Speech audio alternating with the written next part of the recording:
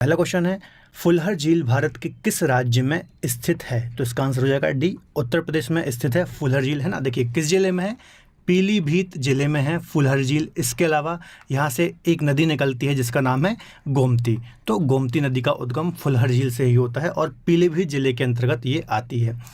अगला क्वेश्चन है, उत्तर प्रदेश का सबसे ऊंचा बांध कौन सा है? तो इसका आंसर हो जाएगा डी, रामगंगा जो बांध है ये उत्तर प्रदेश का सबसे ऊंचा डैम है हाइट के अकॉर्डिंग, है ना। तो ये कहाँ पर है? बिजनौर जिले में स्थित है। इसके अलावा इसकी जो हाइट है वो 128 मीटर ऊंची इसकी हाइट है। इसके अलावा कहीं कहीं आपको रिहंद लिखा मिलता है, तो वो रिहंद सही आंसर नहीं होगा, इसका रामगंगा ही सही आंसर होगा। तो ये बात आपको अलग से नोट डाउन करनी है। चलिए अगला क्वेश्चन है, उत्तर प्रदेश के निम्न जनपद में पाए जाने वाले खनिज में कौन सा सही सुमेलित है? पहला है सोनभद्र चूना पत्थर, तो बिल्कुल सही हो जाएगा, है ना। ए आंसर ही इसका सही हो जाएगा, सोनभद्र में चूना पत्थर पाया जाता है। बाकी जितने भी ऑप्शन है ये गलत हो जाएंगे। तो देखिए जितने भी क्वेश्चन है ये ऑलरेडी एग्जाम्स में आए हुए हैं। जैसे ये वाला क्वेश्चन यूपी पीसीएस मेंस में 2008 में आया हुआ है, तो काफ़ी ज़्यादा इंपॉर्टेंट क्वेश्चन है। ठीक है, तो आपको वीडियो को अंत तक ज़रूर देखना है। चलिए आगे चलते हैं। तो अगला क्वेश्चन है, उत्तर प्रदेश की सबसे लंबी नहर कौन सी है? तो इसका आंसर हो जाएगा डी, शारदा नहर जो है ये उत्तर प्रदेश की सबसे लंबी नहर है ना। इसकी लंबाई कितनी है? तो 12,368 किलोमीटर। तो इसकी शाखाओं और प्रशाखाओं को मिला करके 12,368 किलोमीटर लंबी ये नहर है। इसके अलावा ये है कहाँ पर? तो पीलीभीत के बनवासा के पास से इसको निकाला गया है। चलिए अगला क्वेश्चन है, निम्नलिखित में से कौन सी उत्तर प्रदेश की पेयजल परियोजना है? तो इसका आंसर हो जाएगा सी आंसर इसका बिल्कुल सही हो जाएगा। गोकुल बैराज जो परियोजना है ये उत्तर प्रदेश की पेयजल परियोजना है ना। ये कहाँ पर है? मथुरा जिले में ये स्थित है। इसके अलावा यमुना नदी पर इसको बनाया गया है। चलिए अगला क्वेश्चन है, भारत में प्रोजेक्ट टाइगर का प्रारंभ कब किया गया? तो इसका आंसर हो जाएगा बी, 1973 में या फिर 1973 में भारत में टाइगर प्रोजेक्ट लाया गया था। किस उद्देश्य से टाइगर प्रोजेक्ट को लाया गया था? देखिए बाघों की तेज़ी से संख्या में कमी हो रही थी, है ना। तो टाइगर्स को प्रोटेक्ट करने के लिए भारत में 1973 में टाइगर प्रोजेक्ट लाया गया था। चलिए अगला क्वेश्चन देखते हैं, उत्तर प्रदेश में यूरेनियम कहाँ पर उपलब्ध है? तो इसका आंसर हो जाएगा ए, ललितपुर में यूरेनियम पाया जाता है। ठीक है, इसका अयस्क क्या होता है? तो पिचब्लेट जो है वो यूरेनियम का अयस्क होता है। तो ये बात भी आपको याद रखनी है। अगला क्वेश्चन है, उत्तर प्रदेश में कोयले के भंडार कहाँ पर पाए जाते हैं? तो इसका आंसर हो जाएगा बी आंसर इसका बिल्कुल सही हो जाएगा, सिंगरौली क्षेत्र में कोयले के भंडार पाए जाते हैं। इसके अलावा जो मैक्सिमम कोयला भारत से निकाला जाता है वो गोंडवाना क्रम की चट्टानों से निकाला जाता है। तो ये पॉइंट आपको याद रखना है, यहाँ से भी कई बार एग्जाम में क्वेश्चन बनता है। इसके अलावा जो भारत में मैक्सिमम कोयला निकाला जाता है वो बिटुमिनस प्रकार का कोयला निकाला जाता है ना। इस सेकंड कैटेगरी का कोयला होता है जो कि सर्वाधिक मात्रा में यहाँ से निकाला जाता है। चलिए अगला क्वेश्चन है, निम्न में से कौन सा एक खनिज उत्तर प्रदेश में नहीं पाया जाता है? तो देखिए चूना पत्थर तो पाया जाता है, अभ्रक नहीं पाया जाता, तो इसका आंसर बी हो जाएगा। इसके अलावा बॉक्साइट भी पाया जाता है, जिप्सम भी पाया जाता है। तो जो अभ्रक नाम का खनिज है यह उत्तर प्रदेश में नहीं पाया जाता। चलिए आगे बात करते हैं, रेणुकूट जाना जाता है। तो जो रेणुकूट है वो एल्यूमिनियम उद्योग के लिए जाना जाता है। तो इसका आंसर बिल्कुल सी बिल्कुल सही हो जाएगा। ये कहाँ पर है? तो सोनभद्र जिले में यूपी के स्थित है ये। इसके अलावा जो एल्यूमिनियम का अयस्क होता है वो बॉक्साइट होता है। तो यहाँ से भी कई बार क्वेश्चन बनता है कि जो बॉक्साइट होता है वो किसका अयस्क होता है? तो एल्यूमिनियम का अयस्क होता है। तो ये पॉइंट भी आपको याद रखना है। इसके अलावा दोस्तों हमने हमारे चैनल में यूपी जी की जो ज्योग्राफी है इसको कंप्लीट कर लिया है। तो आपको यदि डिटेल में यूपी ज्योग्राफी पढ़नी है तो आप हमारी यूपी जेके की प्लेलिस्ट को फॉलो कर सकते हैं और वहाँ पर आपको सारे प्लेलिस्ट में आपको लेक्चर मिल जाएंगे। तो वहाँ पर जाकर के आप सारे लेक्चर देख सकते हैं। चलिए अगला क्वेश्चन है, निम्न में से कौन सा सही सुमेलित नहीं है? तो देखिए कोयला सोनभद्र में पाया जाता है, बिल्कुल सही है। बलू पत्थर मिर्जापुर में, ये भी सही है। सिलिका बालू इलाहाबाद में, ये भी सही है। तो डी आंसर इसका हो जाएगा। यूरेनियम जो है ये झांसी में नहीं पाया जाता है। अभी हमने डिस्कस किया था यूरेनियम कहाँ पाया जाता है, तो ललितपुर में ये पाया जाता है। तो इसका डी आंसर हो जाएगा।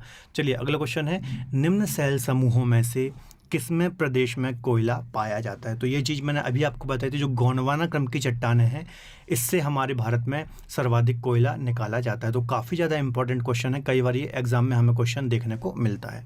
चलिए आगे बात करते हैं, उत्तर प्रदेश में शस्य जलवायु क्षेत्रों की संख्या कितनी है? तो यहाँ पर इसका आंसर हो जाएगा सी, जो है हमारे यहाँ पर 9 शस्य जलवायु क्षेत्र हैं, या फिर इसे हम कृषि जलवायु प्रदेश में भी बोलते हैं। तो ये देखिए कई बार एग्जाम में आया है, लोअर प्री 2013 में आया है। इसके अलावा पीसीएस प्री 2014 में भी ये क्वेश्चन आया हुआ है। तो जितने भी यहाँ पर क्वेश्चन मैंने रखे हैं सारे बहुत ज़्यादा इंपॉर्टेंट हैं। तो ध्यान से आपको ये क्वेश्चन देखते चलने हैं। चलिए अगला क्वेश्चन है, निम्न में से किस फसल का उत्तर प्रदेश भारत में सर्वप्रमुख उत्पादक है?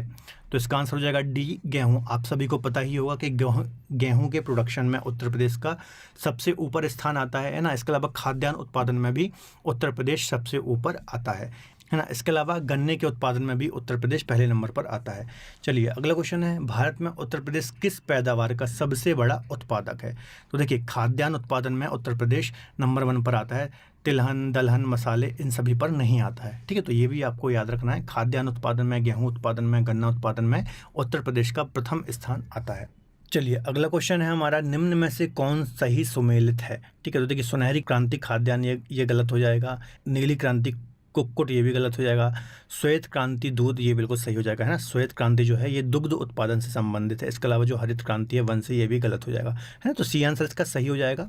अगला क्वेश्चन है, उत्तर प्रदेश में केसर का उत्पादन होता है।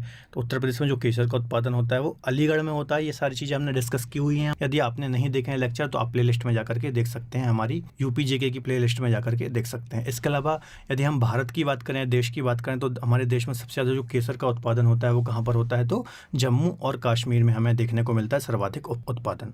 चलिए अगला क्वेश्चन है, नीली क्रांति निम्न में से किससे संबंधित है? तो मछली पालन या फिर मत्स्य पालन से संबंधित है नीली क्रांति। चलिए जो हमारे देश की अलग अलग महत्वपूर्ण क्रांतियां हैं उनको हम थोड़ा डिस्कस कर लेते हैं, क्योंकि कई बार यहाँ से एग्जाम में क्वेश्चन आते हैं। तो देखिए जो हरित क्रांति है ये खाद्यान्न से संबंधित है। श्वेत क्रांति दुग्ध उत्पादन से संबंधित है। नीली क्रांति मत्स्य उत्पादन से संबंधित है। भूरी क्रांति उर्वरक से संबंधित है। रजत क्रांति अंडा उत्पादन से संबंधित है। पीली क्रांति तिलहन से संबंधित है। कृष्ण क्रांति जो है ये बायोडीजल से संबंधित है। लाल क्रांति टमाटर और मांस उत्पादन से संबंधित है।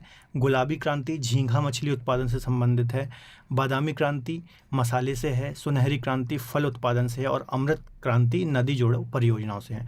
तो ये कुछ क्रांतियां हैं जो कि महत्वपूर्ण हैं, कई बार यहाँ से क्वेश्चन बनते हैं, तो सारी क्रांतियाँ आपको याद होनी चाहिए। चलिए अगला क्वेश्चन देखते हैं, राष्ट्रीय चंबल अभ्यारण्य निम्नलिखित में से किस राज्य का हिस्सा नहीं है? तो देखिए उत्तर प्रदेश का ये हिस्सा है, इसके अलावा मध्य प्रदेश का ये हिस्सा है और हरियाणा का भी ये हिस्सा है ना। राजस्थान का हिस्सा ये नहीं है। तो राष्ट्रीय चंबल अभ्यारण्य है, इसका जो क्षेत्र है वो तीनों राज्यों में आता है, उत्तर प्रदेश, मध्य प्रदेश और हरियाणा, और तीनों राज्य इसके प्रशासन को देखते हैं। इसके अलावा यूपी की बात किया जाए तो आगरा और इटावा, है ना, आगरा और इटावा जिलों में ये विस्तृत है और 1979 में इसकी स्थापना की गई थी। तो ये सारी डिटेल भी आपको याद रखनी है, इम्पॉर्टेंट है। चलिए अगला क्वेश्चन है, जनवरी 2020 में उत्तर प्रदेश में कितने और स्थलों को रामसर साइट में शामिल किया गया? तो इसका आंसर हो जाएगा बी, 6 रामसर साइट को शामिल किया गया है ना 2020 में।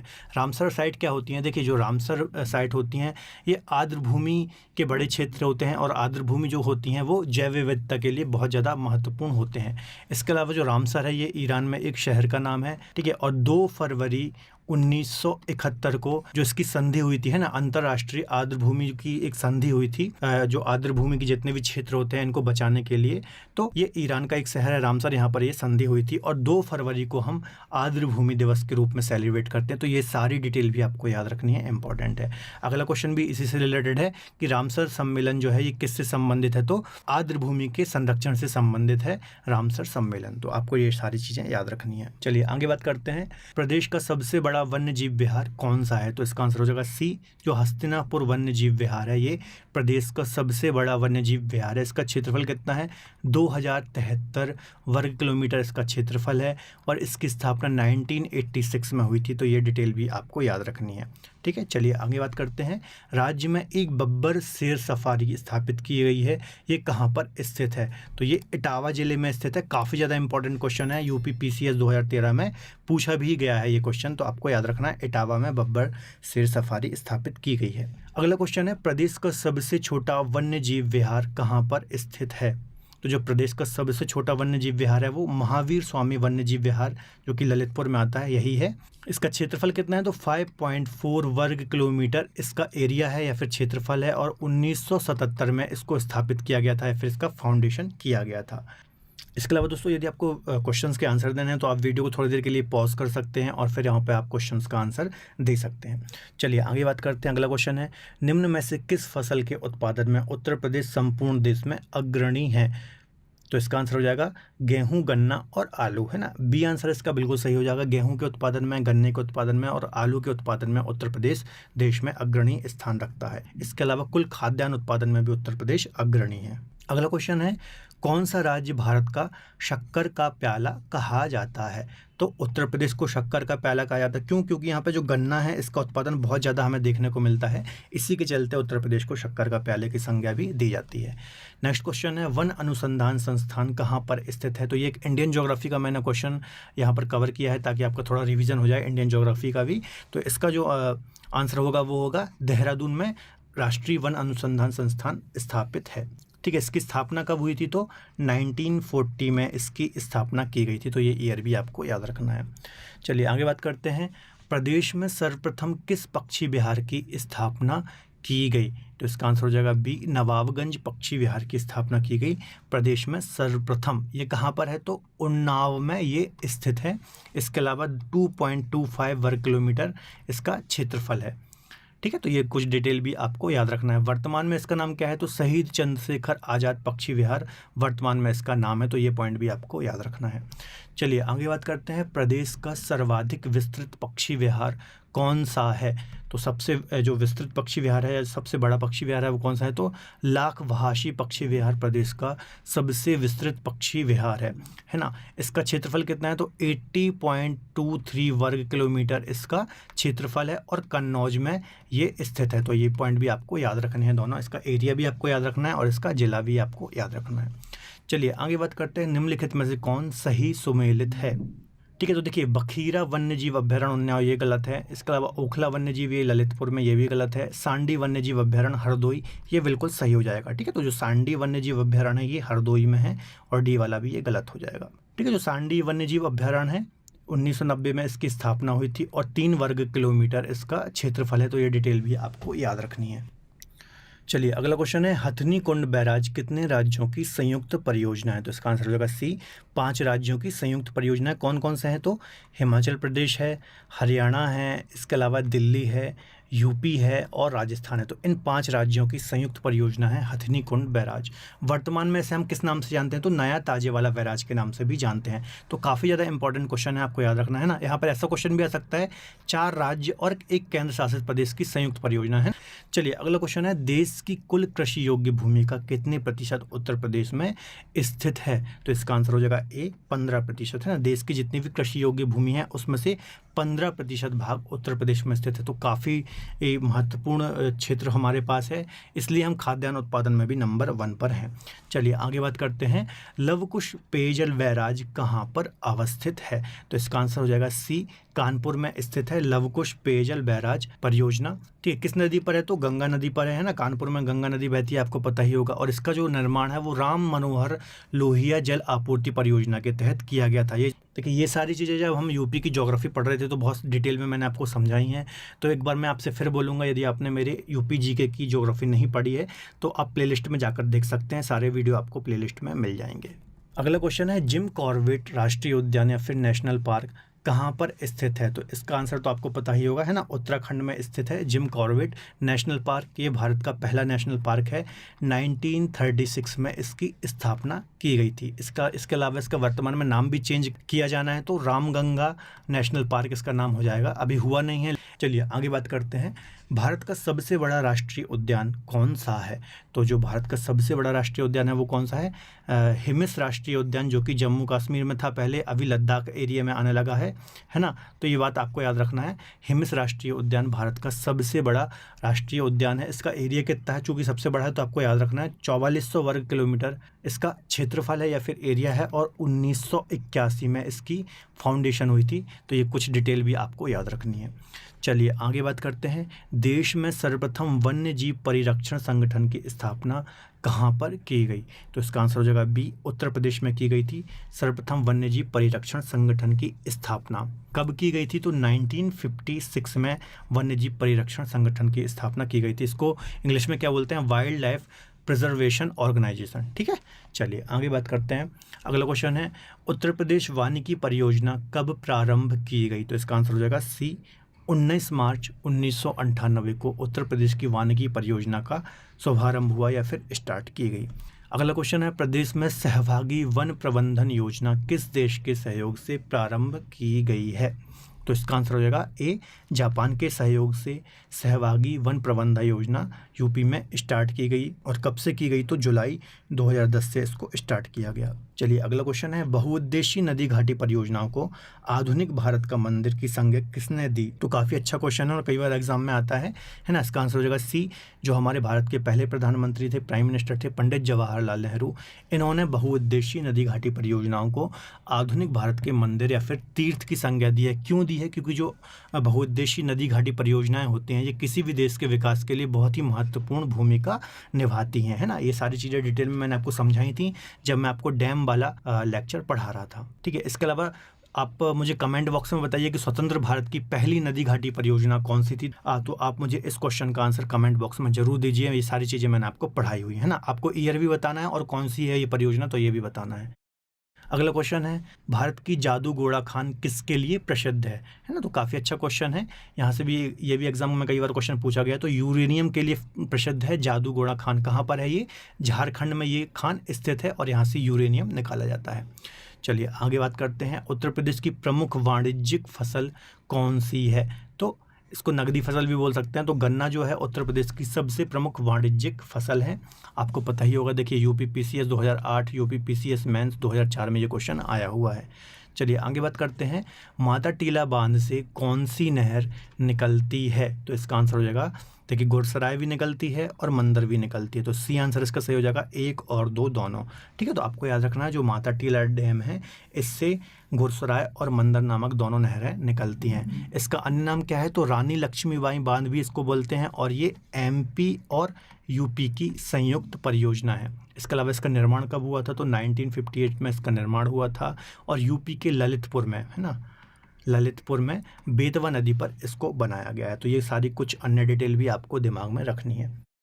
चलिए अगला क्वेश्चन है, लखनऊ को उत्तर प्रदेश की पूर्ण राजधानी का दर्जा कब दिया गया? तो इसका आंसर हो जाएगा बी, 1935 में लखनऊ को उत्तर प्रदेश की पूर्ण राजधानी का दर्जा दिया गया। नेक्स्ट क्वेश्चन है, राज्य का नाम उत्तर प्रदेश कब से पड़ा? तो 24 जनवरी 1950 को, है ना। आपको पता होगा पहले इसके यूपी ही बोलते थे, लेकिन इसका फुल फॉर्म कुछ अलग था, यूनाइटेड प्रोविंस या फिर संयुक्त प्रांत इसको हम बोलते थे। लेकिन 24 जनवरी 1950 से हमारा जो राज्य है इसका नाम उत्तर प्रदेश पड़ गया और इसी दिन को हम स्थापना दिवस के रूप में भी सेलिब्रेट करते हैं। चलिए अगला क्वेश्चन है, उत्तर प्रदेश का वर्तमान स्वरूप निम्नलिखित में से किस दिन अस्तित्व में आया? तो वर्तमान स्वरूप मतलब जब उत्तराखंड हमसे अलग हुआ, है ना। तो इसका आंसर हो जाएगा सी, 9 नवंबर सन 2000 को जब उत्तराखंड हमसे अलग हुआ, है ना। 13 जिले उत्तराखंड में चले गए थे, तो इस दिन हमारा वर्तमान स्वरूप जो उत्तर प्रदेश का है ये सामने आया था। तो ये डेट भी काफ़ी इंपॉर्टेंट है, कई बार यहाँ से क्वेश्चन बनते हैं तो आपको याद रखने हैं।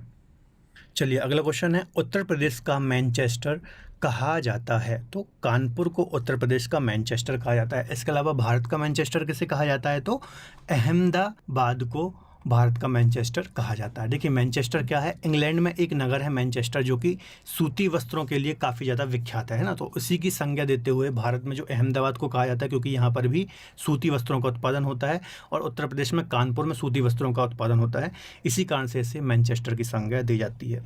चलिए अगला क्वेश्चन है, प्रदेश में धान का कटोरा के नाम से प्रसिद्ध है? तो चंदौली को धान का कटोरा कहा जाता है क्योंकि यहाँ पर धान का या फिर चावल का अच्छा खासा प्रोडक्शन होता है। नेक्स्ट क्वेश्चन है, पूर्व का सिराज किसे कहा जाता है? तो पूर्व का सिराज काफ़ी अच्छा क्वेश्चन है, कई बार एग्जाम में पूछा जाता है।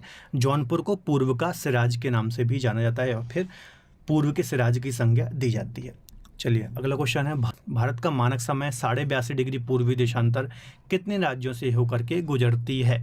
तो 5 राज्यों से होकर के गुजरती है भारत की मानक समय रेखा। आपको कई बार पढ़ा होगा इंडियन ज्योग्राफी में, है ना। कौन कौन से 5 राज्य हैं एक बार मैं आपको बता देता हूँ। देखिए उत्तर प्रदेश है, मध्य प्रदेश है, छत्तीसगढ़ है, इसके अलावा उड़ीसा है और आंध्र प्रदेश है। तो ये 5 राज्यों से होकर के भारत की मानक समय रेखा गुजरती है। इसके देखिए मानक समय रेखा क्या होती है? हर एक देश की अलग अलग मानक समय रेखा होती है ताकि उस देश में एक स्थान से दूसरे स्थान जाने पर समय में गड़बड़ी ना हो। इस कारण से हर देश की अपनी मानक समय रेखा का निर्धारण किया जाता है। चलिए अगला क्वेश्चन है, प्रदेश में पूर्व से पश्चिम की ओर बढ़ने पर वर्षा की मात्रा में सामान्यतः क्या होता है?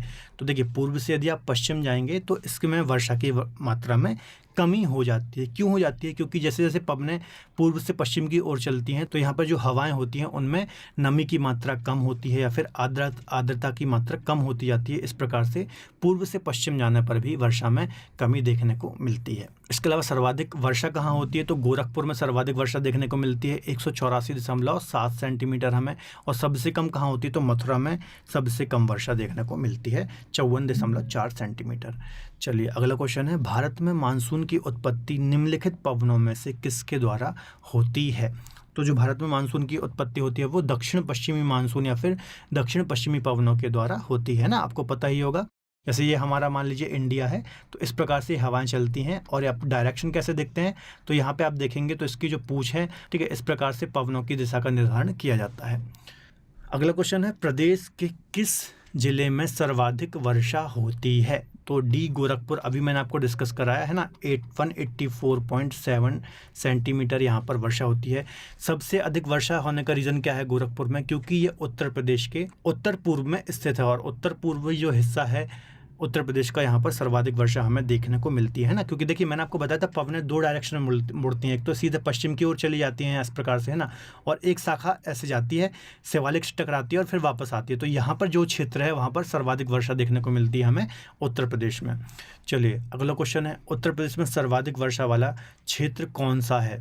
तो जो उत्तर प्रदेश में सर्वाधिक वर्षा वाला क्षेत्र है वो तराई क्षेत्र है ना। देखिए यहाँ पर सर्वाधिक वर्षा क्यों होती है? पवनें जब उत्तर की ओर मुड़ती हैं इस प्रकार से, है ना, और फिर शिवालिक से टकरा करके वापस रिटर्न होती हैं, तो जो तराई क्षेत्र है ना, तो यहाँ पर सर्वाधिक वर्षा हमें देखने को मिलती है। चलिए आगे डिस्कस करते हैं, उत्तर प्रदेश की जलवायु निम्न में से किस प्रकार की जलवायु है? तो इसका आंसर हो जाएगा डी, उपोष्ण व उष्णकटिबंधीय मानसूनी जलवायु है उत्तर प्रदेश की, है ना। देखिए उपोष्ण क्यों है? क्योंकि अक्षांशीय हिसाब से आप देखें तो उत्तर प्रदेश की स्थिति उपोष्ण कटिबंध में है, जबकि उष्ण कटिबंधी क्यों बोलते हैं? क्योंकि आप यदि देखेंगे तो हमारे उत्तर में हिमालय पर्वत है ना, जिसके कारण क्या होता है, जो साइबेरिया से ठंडी हवाएं चलती हैं तो वो हमारे भारत में इंटर नहीं कर पाती हैं, फिर उत्तर प्रदेश में इंटर नहीं कर पाती हैं। इसी कारण से जो भारत की उष्ण कटिबंधीय जलवायु है उसका प्रभाव हमें उत्तर प्रदेश में भी देखने को मिलता है। तो इसका आंसर हो जाएगा उपोष्ण व उष्ण कटिबंधीय मानसून जलवायु उत्तर प्रदेश में हमें देखने को मिलती है। चलिए अगला क्वेश्चन है, पश्चिमी विक्षोभ उत्तर प्रदेश में कितनी वर्षा करता है? तो पश्चिमी विक्षोभ या फिर वेस्टर्न डिस्टर्बेंस से उत्तर प्रदेश में 10 सेंटीमीटर वर्षा होती है। और कहाँ पर होती है? पश्चिमी उत्तर प्रदेश में हमें वर्षा देखने को मिलती है, जो कि भूमध्य सागर से उठती हैं पश्चिमी विक्षोभ, है ना, ये वही वाली वर्षा है। चलिए अगला क्वेश्चन है, उत्तर प्रदेश का सर्वाधिक नम भूमि या फिर वेटलैंड वाला जिला कौन सा है? तो इसका आंसर हो जाएगा बी, सोनभद्र जिला सर्वाधिक नम भूमि या फिर वेटलैंड वाला एरिया है। अगला क्वेश्चन है, अयोध्या किस नदी के किनारे स्थित है? तो सी आंसर हो जाएगा इसका, सरयू नदी के किनारे स्थित है अयोध्या, है ना। इसके अलावा सरयू किसकी सहायक नदी है? तो गंगा की सहायक नदी है जो कि हिमालय से निकलती है। चलिए अगला क्वेश्चन है, निम्न में से किस नदी को राष्ट्रीय जलमार्ग संख्या 1 के रूप में भी प्रयुक्त किया जाता है? ठीक है, तो क्वेश्चन ये बोल रहा है कि जो राष्ट्रीय जलमार्ग संख्या 1 है ना, नेशनल वाटर हाईवे, है ना, 1 कहाँ किस में है? तो गंगा नदी पर है, आपको पता ही होगा। कहाँ से कहाँ तक है? तो ये प्रयागराज से हल्दिया तक इसको बनाया गया है ना, प्रयागराज से हल्दिया के बीच में इसको बनाया गया है। चलिए अगला क्वेश्चन है, केंद्र द्वारा किस नदी को राष्ट्रीय नदी घोषित किया गया है? तो इसका आंसर होगा ए, गंगा नदी को केंद्र द्वारा या फिर सेंट्रल द्वारा राष्ट्रीय नदी घोषित किया गया है।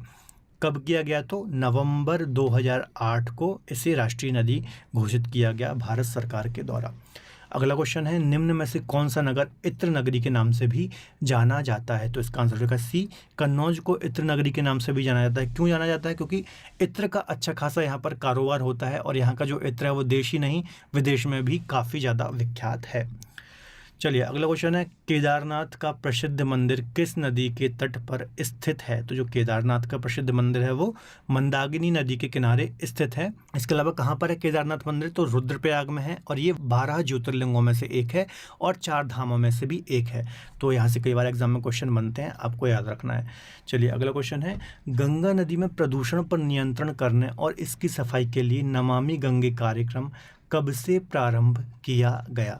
तो इसका आंसर हो जाएगा बी, जुलाई 2014 से गंगा नदी की सफाई के लिए नमामि गंगे कार्यक्रम की शुरुआत हुई। चलिए अगला क्वेश्चन है, विश्व का सबसे बड़ा डेल्टा सुंदरवन डेल्टा कौन सी दो नदियां बनाती हैं? तो काफ़ी अच्छा क्वेश्चन है, कई बार एग्जाम में बनता है। गंगा और जो ब्रह्मपुत्र नदियां हैं ये दुनिया का सबसे बड़ा डेल्टा का निर्माण करती है, जिसे हम सुंदरबन डेल्टा कहते हैं। और यहाँ पर क्या पाए जाते हैं? मैंग्रोव वन भी काफ़ी ज़्यादा पाए जाते हैं और ये विश्व का सबसे बड़ा डेल्टा है। ठीक है, चलिए आगे डिस्कस करते हैं।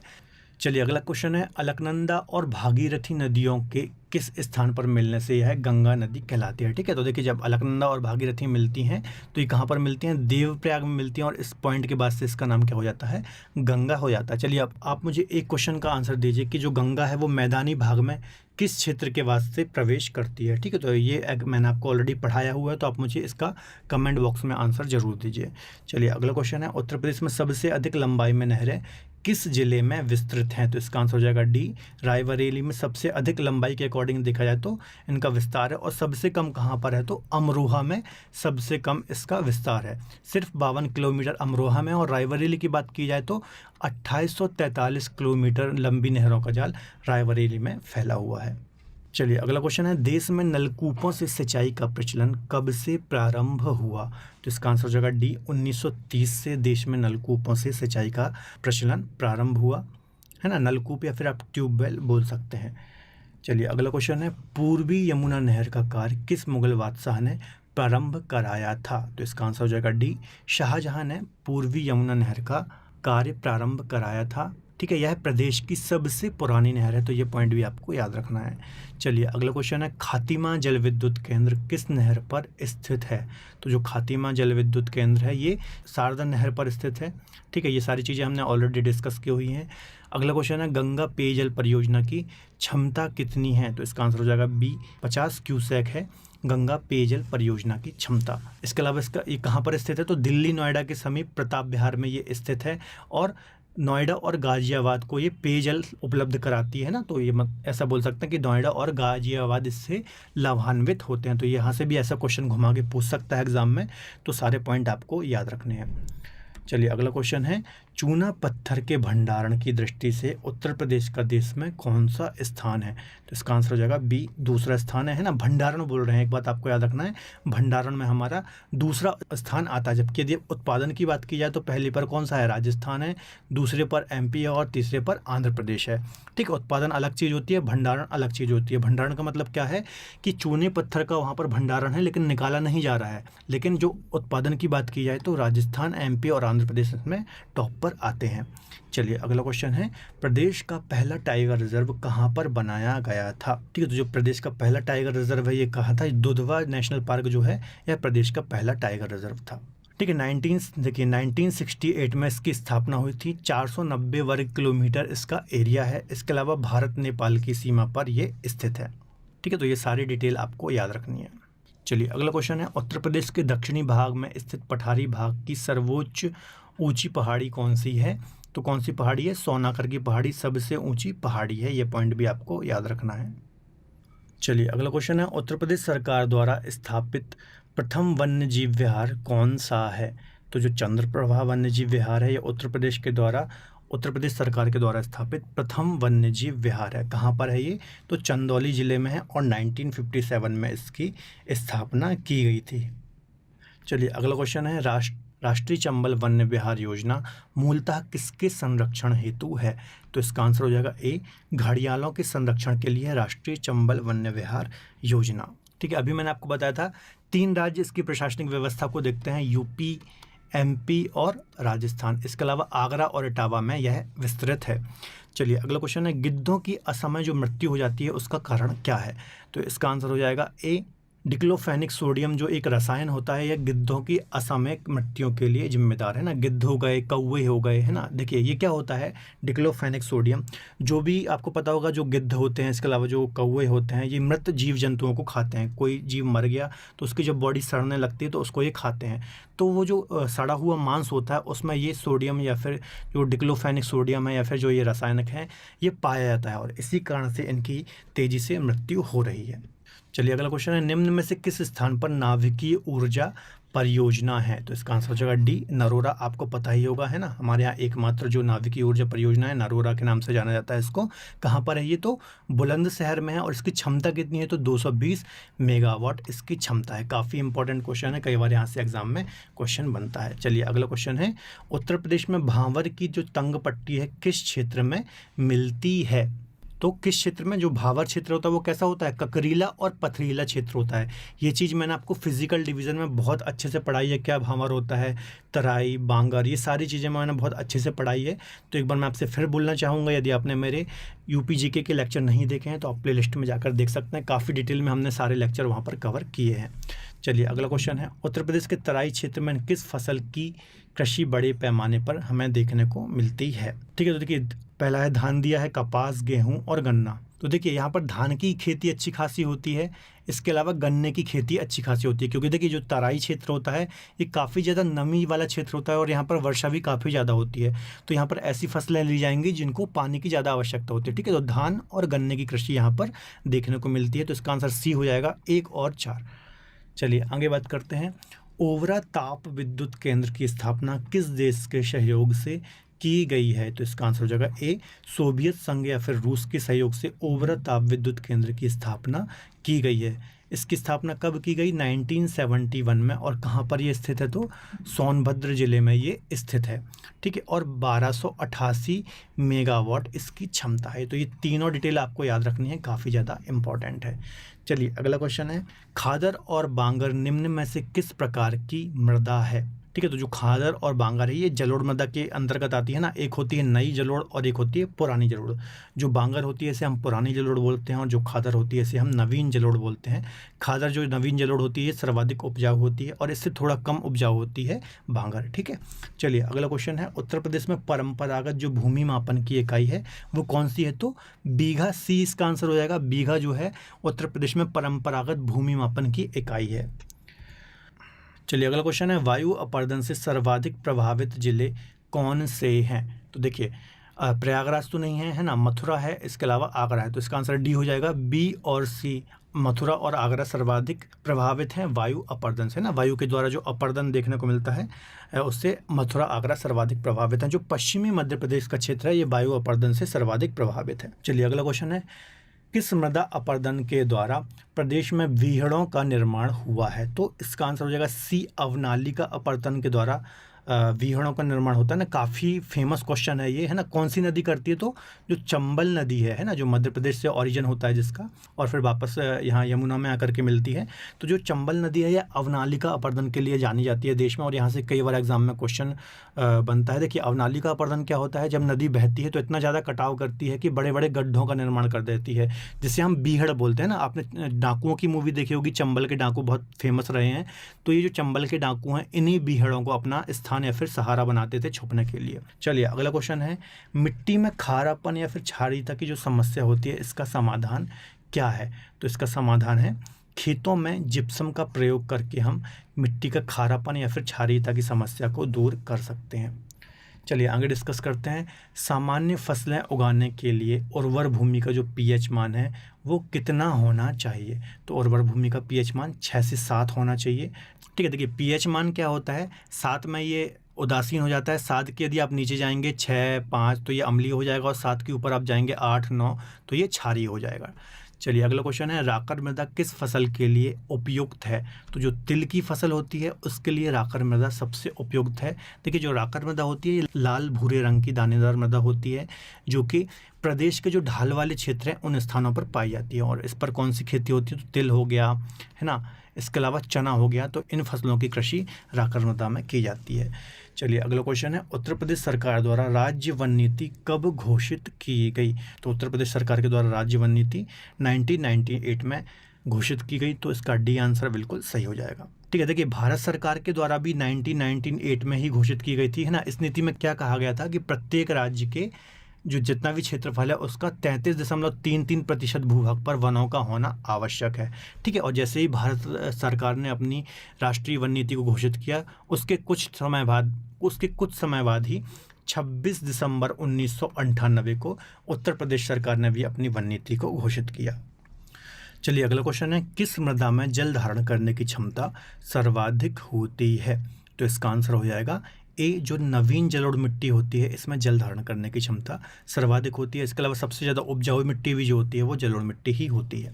चलिए अगला क्वेश्चन है, उत्तर प्रदेश में किस प्रकार का अपर्दन हमें सर्वाधिक देखने को मिलता है? तो उत्तर प्रदेश में हमें जलीय अपर्दन सर्वाधिक देखने को मिलता है। इसके अलावा पूर्वी और दक्षिणी क्षेत्रों में ये सर्वाधिक देखने को मिलता है, और जो तराई क्षेत्र है ना, जो दलदली क्षेत्र होता है, यहाँ पर भी सर्वाधिक जलीय अपर्दन हमें देखने को मिलता है। अगला क्वेश्चन है, किस प्रकार के अपर्दन को किसान की मौत की संज्ञा भी दी जाती है? तो इसका आंसर हो जाएगा परत अपर्दन। यह हमें खेतों में देखने को मिलता है। परत अपर्दन क्या होता है? यह मृदा की ऊपरी सतह को क्या करता है? खत्म कर देता है, या फिर ऊपरी सतह का ह्रास कर देता है, जिससे धीरे धीरे मृदा की जो उर्वरक शक्ति है वो कम हो जाती है। ठीक है, तो इसे हम बोलते हैं परत अपर्दन। इसे किसान की मौत की संज्ञा भी दी जाती है।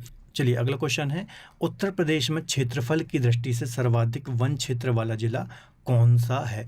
तो सर्वाधिक वन क्षेत्र सोनभद्र जिले में पाए जाते हैं, है ना। ये सोनभद्र जिले का जो टोटल एरिया है उसका जो लगभग 35.2% क्षेत्रफल है ना। इतने क्षेत्रफल पर यहाँ पर वन पाए जाते हैं। इसके अलावा जो संत रविदास नगर है यहाँ पर न्यूनतम वन पाए जाते हैं।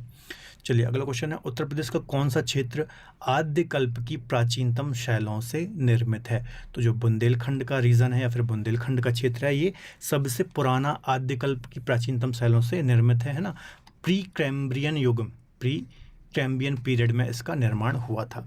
चलिए अगला क्वेश्चन है, उत्तर प्रदेश किस प्राचीनतम भूभाग का हिस्सा है? तो गोंडवाना लैंड का हिस्सा है। आपको पता ही होगा गोंडवाना लैंड प्राचीनतम हिस्सा है हमारा भारत का, सबसे प्राचीन हिस्सा यही है। पूरा जो हमारा प्रायद्वीपीय पठार है या फिर प्रायद्वीपीय भाग है, प्रायद्वीपीय भारत है, ये गोंडवाना लैंड का ही भाग है। चलिए आगे बात करते हैं, तराई क्षेत्र की भूमि कैसी होती है? तो इसका आंसर हो जाएगा, देखिए समतल भी होती है, नम भी होती है और दलदल भी होती है। तो डी इसका आंसर हो जाएगा उपरोक्त सभी, है ना। जो तराई क्षेत्र होता है ये दलदली भी होता है, नम भी होता है और समतल भी होता है। अगला क्वेश्चन है, उत्तर प्रदेश को भारत के कितने राज्य दिल्ली को छोड़कर सीमाएं स्पर्श करती हैं? तो इसका आंसर हो जाएगा सी, 8 राज्यों की सीमाएं टच होती हैं। कौन कौन से हैं? देखिए उत्तराखंड है, हिमाचल प्रदेश है, इसके बाद राजस्थान है, राजस्थान के अलावा एमपी है, छत्तीसगढ़ है, झारखंड है, बिहार है। ठीक है, तो ये हो गए। इसके अलावा दिल्ली हो जाएगा जो कि यूनियन टेरिटरी है। इसके अलावा हरियाणा। ठीक है, तो ये 8 राज्य और एक केंद्र शासित प्रदेश प्लस एक देश नेपाल, है ना।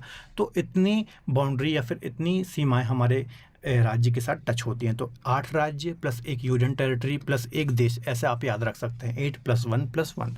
चलिए अगला क्वेश्चन है, उत्तर प्रदेश के भौतिक विभाजन में कौन सा भाग शामिल नहीं है? तो देखिए भावर और तराई क्षेत्र भी हैं, गंगा का मैदानी भाग भी है, दक्षिण का पठारी क्षेत्र भी है, रेगिस्तानी क्षेत्र नहीं है। तो इसका आंसर हो जाएगा डी, रेगिस्तानी क्षेत्र शामिल नहीं है उत्तर प्रदेश के फिजिकल डिवीजन में या फिर भौगोलिक विभाजन में।